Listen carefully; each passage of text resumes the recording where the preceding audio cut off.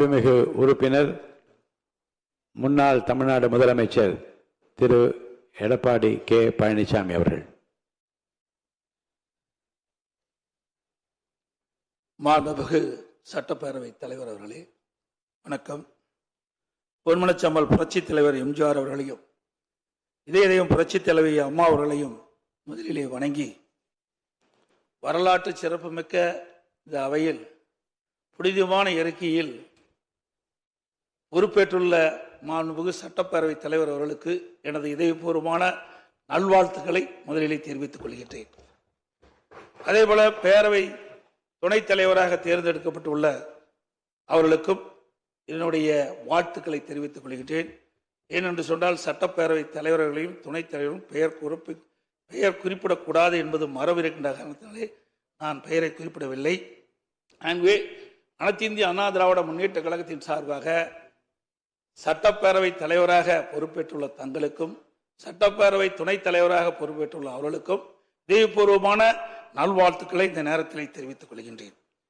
இன்றைக்கு ஆளுங்கட்சி எதிர்கட்சி என்று பாராமல் இன்றைக்கு தாங்கள் இந்த பக்கமும் அந்த பக்கமும் சாயாமல் நடுநிலையோடு வைக்கும் தராசு போல நீங்கள் என்றும் செயல்பட வேண்டும் என்று அன்போடு இந்த நேரத்தில் கேட்டுக்கொள்கின்றேன்.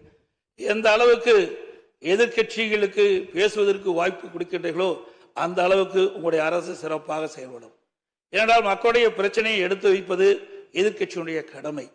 ஆகவே எதிர்கட்சியினுடைய கடமை சிறப்பாக செயல்படுவதற்கு அனைத்து எதிர்கட்சிகளுக்கும் முழுமையான நேரத்தை ஒதுக்கி கொடுக்க வேண்டும் என்று அன்போடு இந்த நேரத்தில் கேட்டுக்கொள்கின்றேன்.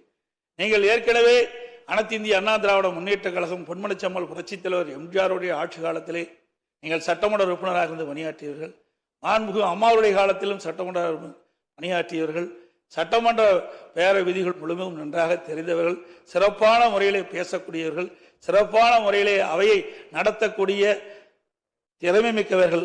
ஆகவே அப்படிப்பட்ட ஒரு அற்புதமான ஒரு நிகழ்த்தக்கூடியவர்களுக்கு ஒரு நல்ல வாய்ப்பை நீங்கள் பெற்றிருக்கிறீர்கள். இந்த புனிதமான ஆசனத்திலே அமர்ந்திருக்கின்றவர்கள் எங்களுக்கும் அனைத்து இந்திய அண்ணா திராவிட முன்னேற்ற கழகம் மட்டுமல்ல அனைத்து எதிர்கட்சிகளுக்கும் போதுமான நேரத்தை ஒதுக்கி கொடுத்து மக்களுடைய பிரச்சனையை அரசுடைய கவனத்துக்கு எடுத்து செல்வதற்கு நீங்கள் நல்ல வாய்ப்பை தர வேண்டும் என்று இந்த நேரத்தில் தெரிவித்து, மாண்புமிகு முதலமைச்சராக பொறுப்பேற்றுள்ள மாண்புமிகு முதலமைச்சர் அவர்களுக்கும் எனக்கு இதயபூர்வமான நல்வாழ்த்துக்களை இந்த நேரத்தில் தெரிவித்துக் கொள்கின்றேன்.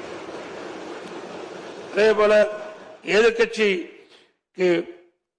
எதிர்கட்சி தலைவராக பொறுப்பேற்றுக்கிடும் தங்களுக்கும் மாண்புமிகு அமைச்சர் பெருமக்களுக்கும் இங்கே வெற்றி பெற்று தேர்ந்தெடுக்கப்பட்டிருக்கிற அனைத்து சட்டமன்ற உறுப்பினர்களும் எனது மனமார்ந்த நன்றி தெரிவித்து விடைபெறுகின்றேன். நன்றி, வணக்கம்.